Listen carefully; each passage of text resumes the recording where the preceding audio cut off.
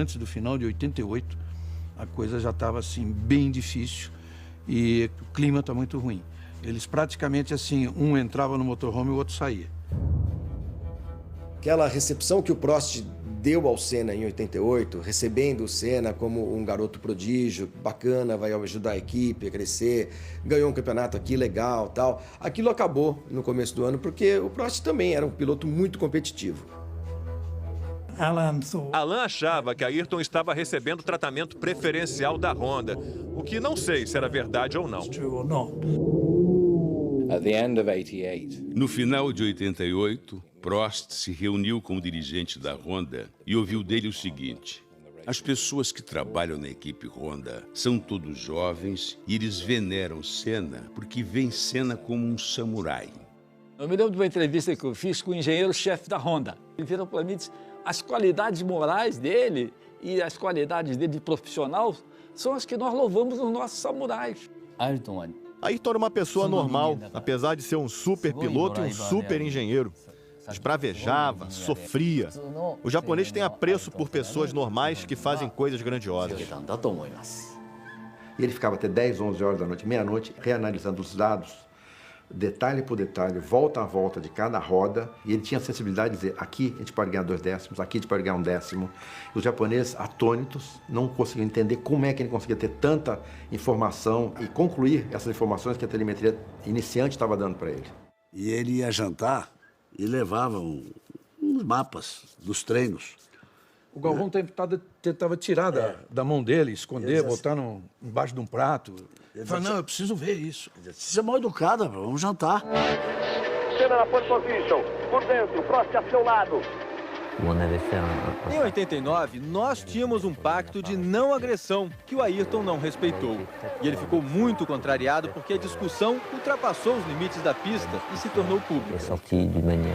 Senna vai tentando abrir o máximo nesta primeira volta. Briga só na segunda volta. Era um acordo de boca do Ron Dennis com os 2 pilotos dele.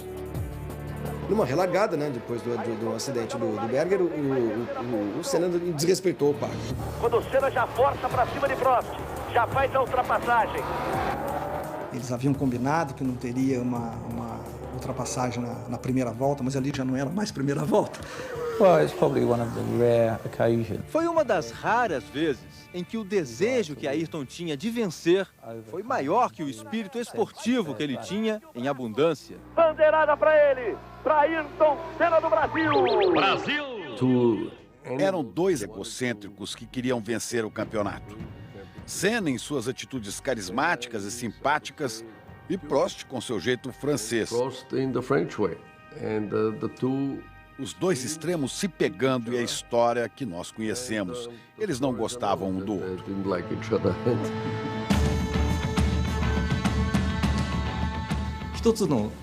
Na prática, havia 2 equipes dentro da McLaren por causa das desavenças e dos conflitos que existiam.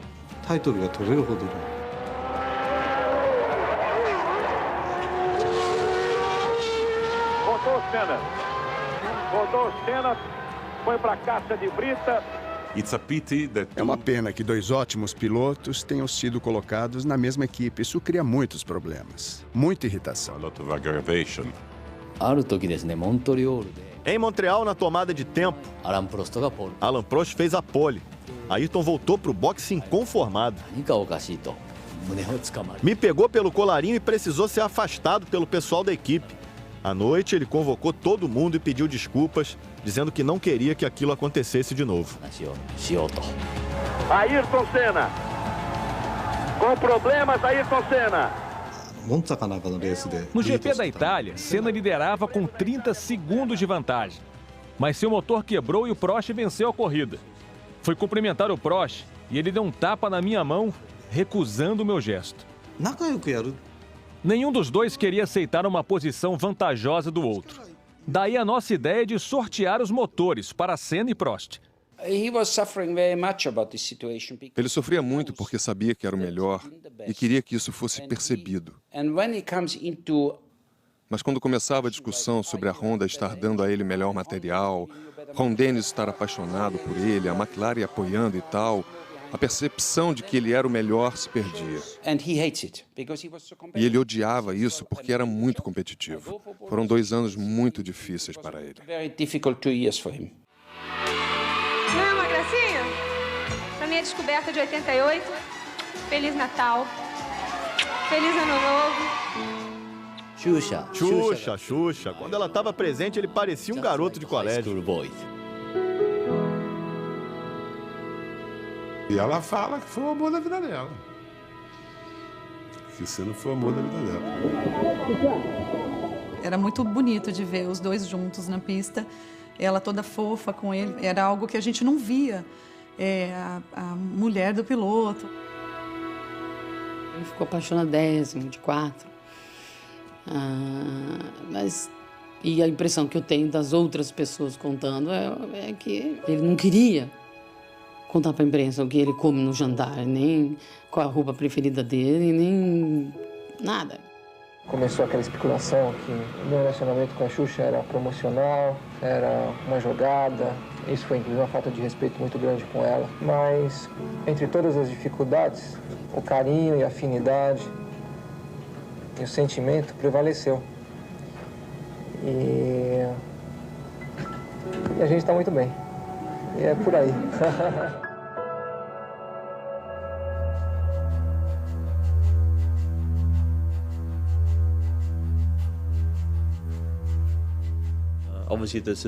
Obviamente, a história de Suzuka foi dramática. Ele sentiu que a política do esporte estava contra ele.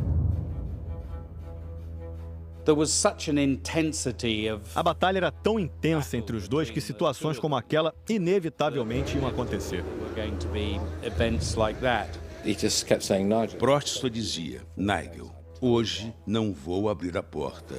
Eu já fiz isso muitas vezes. Prost larga melhor. Senna vem por dentro. Prost vai assumir a ponta. De repente, Alain foi embora. Por cerca de 40 voltas, ele voou. Senna tenta outra vez chegar para encontrar o vácuo. Fugiu o Prost. E Ayrton foi chegando.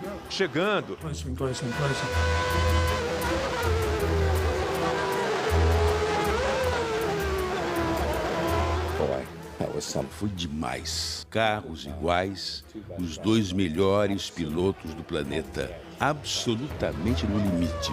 Agora é volta a volta, curva a curva, freada a freada.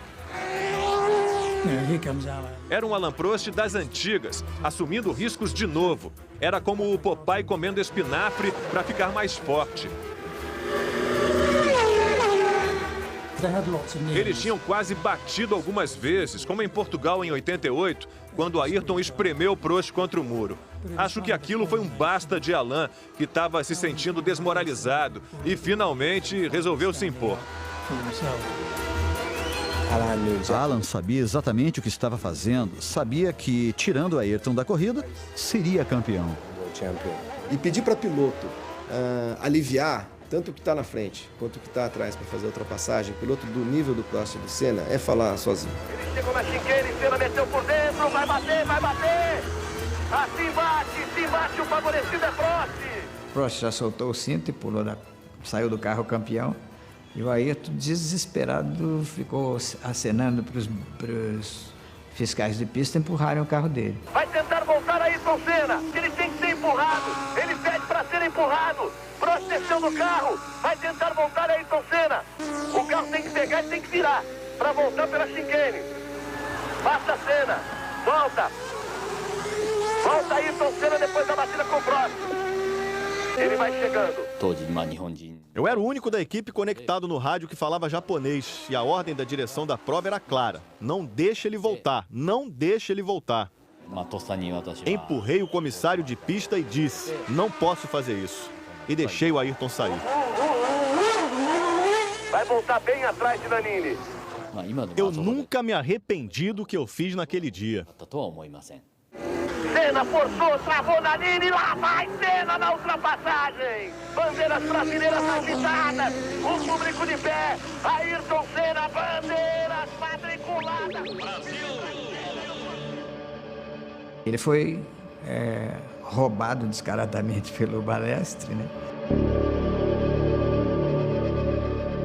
área de escape é para ser usada quando você está numa situação de emergência. Aquela foi uma situação de emergência. Ele fez a coisa certa, mas o cara agafou ele. O Ayrton disse que ele era ladrão, aí ele baniu o Ayrton do campeonato do ano seguinte. O Balestre, muito magnanimamente, se ofereceu para o Ayrton a chance dele se redimir desde que ele fizesse um pedido formal de perdão. E o Ayrton não atendeu esse pedido. Aí ele falou para mim, e onde é que fica a minha dignidade? Aí eu falei para ele, onde ficou a dignidade de Jesus quando pregaram ele numa cruz, cuspiram nele, fizeram gato e sapato dele? Aí ele falou, mas eu não sou Cristo, pô.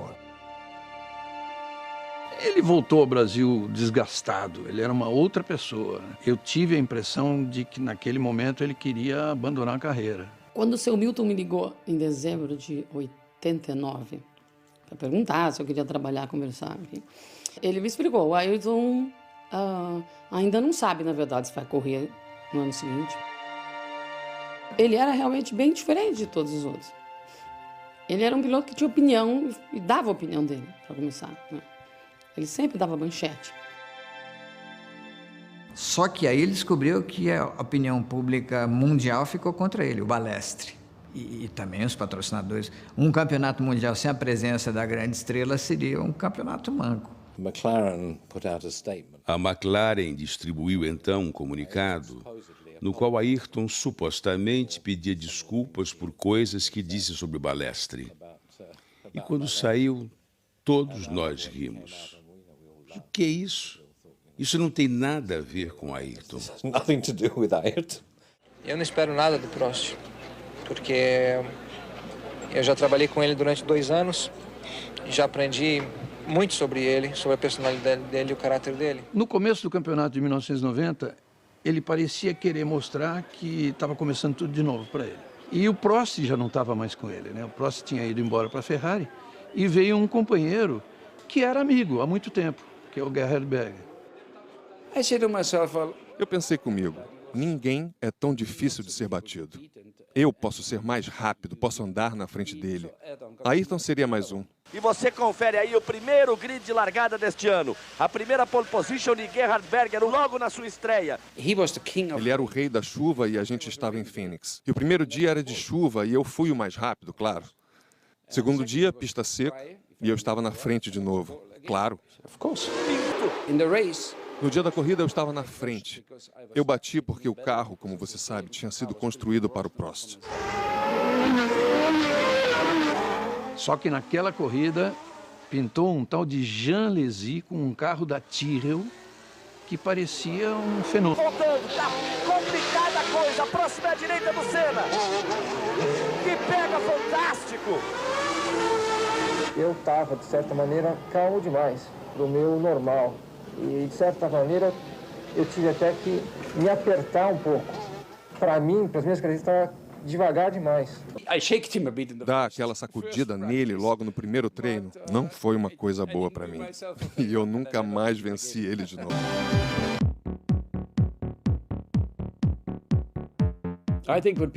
Quando se tratava de ultrapassagem, os caras viam aquele carro dele atrás e reconheciam o capacete. Oh, meu Deus, é o Senna, vai me passar.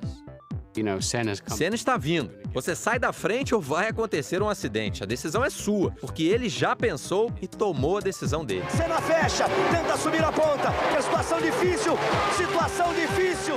Ele até discutia, quando ele tinha uma crítica, ele gostava de discutir, para saber se o jornalista tinha razão ou não. Agora, não podiam dizer que ele era um piloto precipitado. E ele falava comigo assim, eu não sou precipitado, eu passo na reta, eu passo na curva, eu passo em qualquer lugar. Porque a hora que eu vou passar, eu olho, tem um espaço para passar uma jamanta. Senna tem que deixar ele embora. Olha aí, olha o que fez Nigel Mansell. Tirou Ayrton Senna da prova. Na pista, eu acho que ele era meio audacioso às vezes, né? E era levadinho, né? Porque ele, quando cismava de ultrapassar ou qualquer coisa, ele não queria nem saber. O Ayrton tinha uma coisa estranha. Ele era capaz de ser muito agressivo na pista, mas se um piloto se feria, ele era o primeiro a parar, sair do carro e correr para ver se estava tudo bem.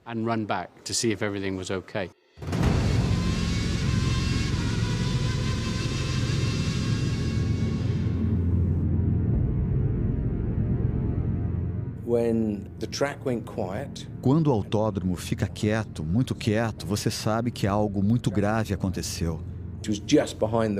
Foi bem atrás dos boxes. Eu corri para lá para saber se podia fazer algo e quando cheguei lá tive certeza de que Martin estava morto. Ele não respirava e seu rosto estava azulado.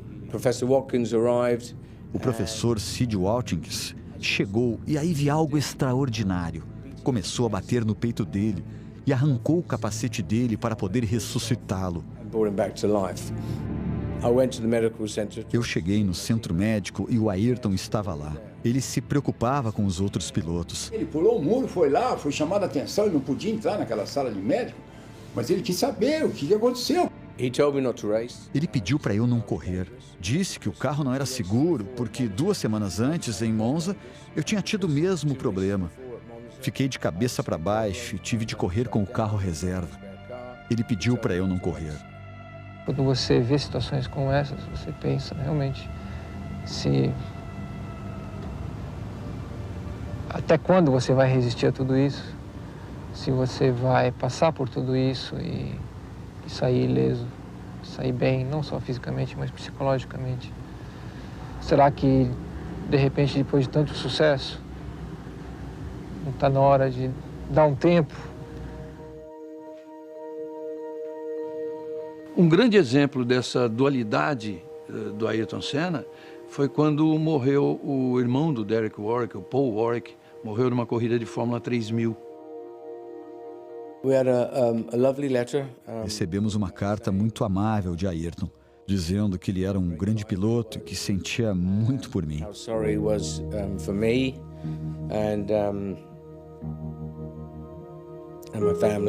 E pela minha família. Era uma pessoa que se preocupava.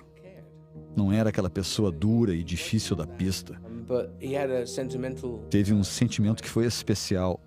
Significou muito para minha família que uma pessoa importante como Ayrton Senna arranjasse tempo para esse tributo, dizendo que um grande piloto deixaria saudade.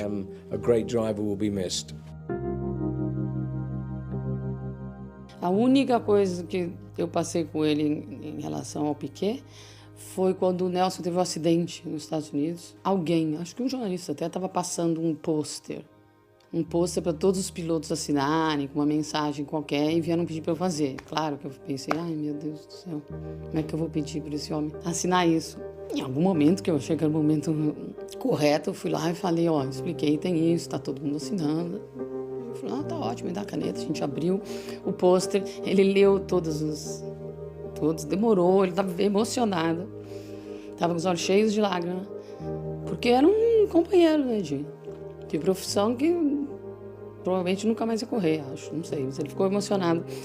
O texto era bem simples, mas eu vi o quanto ele pensou para escrever aquilo. Tanto o risco que eu corro de acontecer uma coisa dessa, ele corre na Fórmula 1, então eu acho que nós estamos um apoiando o outro em tudo que se possa acontecer. No final da temporada de 90, mais uma vez o autódromo de Suzuka marcando a vida do Ayrton. E sempre ele de um lado e do outro lado a turma do Balestre. Ayrton Senna leva a vantagem de 9 pontos, leva a vantagem de uma vitória. Vale o título mundial de 1990. Ele é o pole, vai largar no lado limpo da pista, inverte a posição da pole. Ele questiona isso com os comissários e mesmo assim não mudam, botam ele para dentro. Eu estava com ele no paddock antes da corrida. Eu largaria logo atrás dele e ele disse, preste atenção que você vai ver um bom show hoje. E aí vem eles chegando, Senna vai largar por dentro, um pouco mais à frente, a primeira curva é tomada à direita, Prost na primeira fila por fora. Ele depois me disse, ou eu fazia a curva primeiro ou não tinha curva. Sobe o giro dos motores, luz verde, Senna tenta arrancar na frente, Prost largou melhor e tomou a frente Prost. Eu acho que o Ayrton viu o espaço e foi pro espaço. Ele deixou o Prost decidir. E o Prost decidiu. Tomou a frente Alain Prost, Senna força, vai por dentro. Aí a batida dos dois e aí se seguir a prova é final de campeonato. Se seguir a prova é final de campeonato. Botou por dentro na curva 1, Quem acha que não tinha que entrar era o Prost, né? Na sua maneira de pensar, era lógico. Ele acreditava que tinha o direito de punir aquele que 1 ano antes havia roubado o seu campeonato, o que era verdade. O Prost sabia que tinha jogado o carro em cima do Ayrton 1 ano antes. Tanto que eles descem do carro e um não fala com o outro. Senna e Prost, Senna das costas para Prost. Das costas para Prost. Só um louco faz uma coisa daquelas. E ele fez frio, direto. Pá, pum, pá, resolvi o meu problema. Mas há um limite, e acho que ele ultrapassou o limite naquele dia. Para ser sincero, acho que foi provavelmente a pior coisa que já vi numa pista de corrida. Havia 24 carros bem atrás deles. Aquilo foi uma falha de caráter do Ayrton. Eu preferiria que ele ganhasse o campeonato de outra maneira. Foi uma fase triste da Fórmula 1. Foram títulos decididos com atitudes anti-esportivas. Alguém pode dizer, olho por olho, dente por dente, um troco dado 1 ano depois. Aqui para você, Balestre, aqui para todo mundo. Esse é um lado da Fórmula 1 que eu não gosto de ver.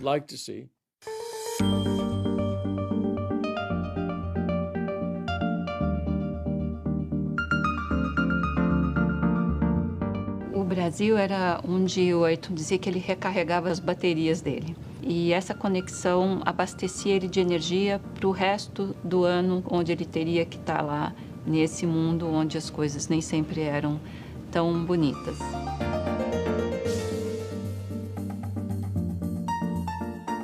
Como ele ficava pouco no Brasil, quando ele chegava era um dia de festa, assim, em casa. Chegava, a criançada saía correndo, pulava em cima dele, começava a puxar o cabelo, fazia maior folia. A gente passava bastante tempo junto no verão, quando ele estava depois da temporada, e era sempre muito legal, porque ele trazia sempre um ânimo para casa, trazia sempre muita energia boa, e a gente curtia muito como criança, né? Era como se fosse um paizão, assim, sabe? Aquele que dá conselho, que dá uma bronquinha se você faz alguma coisa de errado, mas também, tipo, tirador de sarro. É muito diferente ver ele na pista, né? Trabalhando para o que ele era na vida pessoal. Ele amava todos os hobbies dele, aqueles aeromodelismos. Na fazenda ele tinha milhões, né? Cada um tinha um apelido mais engraçado do que o outro. Ele adorava ir para Angra relaxar, andar de jet ski. Quer dizer, na verdade, ele relaxava quando ele estava no Brasil. Ele conseguia se preservar de alguma forma ali. Christine ainda ficou uns 2 anos. E eu só a via no Grande Prêmios. Ela acho que viveu um momento dele bem mais, né, bem mais intenso. Ela viveu um ano que ele estava ganhando o campeonato, que ele estava ainda ganhando espaço.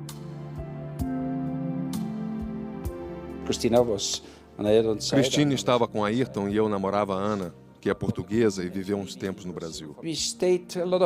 Passamos muitos momentos juntos. Passamos férias no meu barco. Fomos juntos para os grandes prêmios, éramos um pequeno grupo muito unido. A Christine é uma pessoa mais do jeitinho, assim, mais quieta, mais low profile. Eles tiveram, pela minha impressão, uma coisa assim, mais caseira. Compraram uma casa em Portugal. Ele era um cara que não bebia, ele era um cara que não ia pra noite. Quer dizer, ele era focado no trabalho dele. Meu desejo de sucesso e de vitória é tão forte, Cauã, que tudo que for necessário ser feito em termos de dedicação e trabalho para atingir o objetivo, eu coloco. Aí o Senna. Lá vai ele. Uma volta. Mihaly Ridassi aponta para ele uma volta, tá ali o Mihaly. Volta final. Ele virou 25-1, Patrese 24-7. Essa era a corrida que faltava, essa era a vitória que faltava. O Ayrton queria muito ganhar no Brasil, porque todas as vezes aconteceu alguma desgraça e não dava para trazer essa vitória para cá. Aí vai ele! Tudo conspirava para que ele pudesse até abandonar a corrida ou ser ultrapassado dentro de casa. Não, foi o contrário. Ele vai deixando misto, vai no capricho Senna, vai para quebrar mais um tabu. Ma Senna Senna vinha nos avisando pelo rádio sobre a perda das marchas. Começou a pular a quarta fora, da metade da corrida em diante. De repente, eu perdi totalmente a quarta, faltando 20 voltas para o final. As engrenagens, uma estava comendo os biquinhos e ia quebrar todas, então ele deixou em uma só.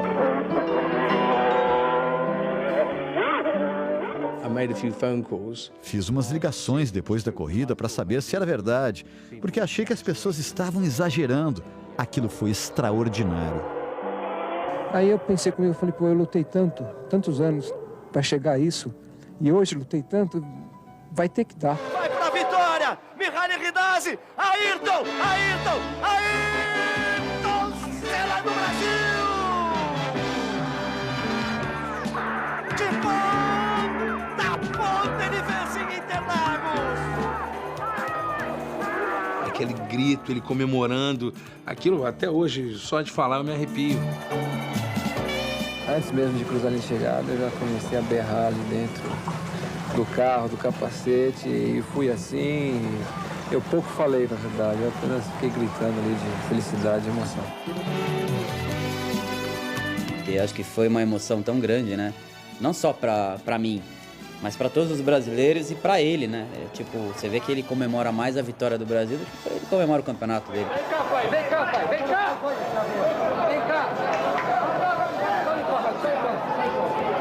E ele, no final, ele levanta aquele troféu, né? Então aquilo ali me marcou muito. E ele levantando a taça e a taça, ele não aguentando. Não há dor que possa impedi-lo de comemorar sua vitória. Todos os grandes homens e aqueles que mudam o mundo são aqueles que não pensam pequeno, que não têm medo de chuva. Seja de que tipo de chuva for. Ele era o Brasil que dava certo, ele era o brasileirinho que ganhava dos europeus, ele era o cara que fazia o povo acordar mais cedo, ou dormir mais tarde, ou não dormir. Então eu acho que ele foi e sempre será o Ayrton Senna do Brasil.